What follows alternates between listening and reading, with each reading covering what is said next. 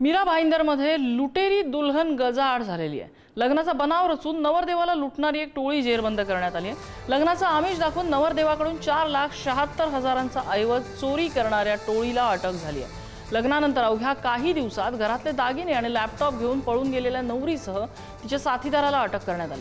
या टोळीने मुंबई, नाशिक, अहिल्यानगरमध्ये अनेकांना अशाच प्रकारे गंडा घातल्याचं उघड झालंय।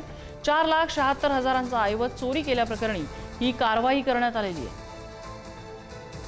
जानेवारी महिन्यामध्ये येथील एक मुलाशी जे महिला आरोपी आहे नेहा खंडेलवाल वय 22 वर्ष राहणार संगमनेर अहिल्यानगर, त्या महिलेनी त्या मुलाशी लग्न केलं होतं। लग्न झाल्यानंतर 2 दिवसानंतर ही आरोपी महिला त्यांच्या घरातील सोने व इतर मौल्यवान गोष्टी असे 5 लाखाची रक्कम घेऊन ते पळालेली होती। आणि त्यानंतर आमच्याकडे कंप्लेंट आल्यानंतर काश्मीर पोलीस स्टेशननी तांत्रिक बाबीचे विश्लेषण करून आणि गोपनीय माहिती मिळवून ह्या आरोपी महिला व तिचे जे कथित वडील आहेत त्या दोघांना अटक केलेली आहे।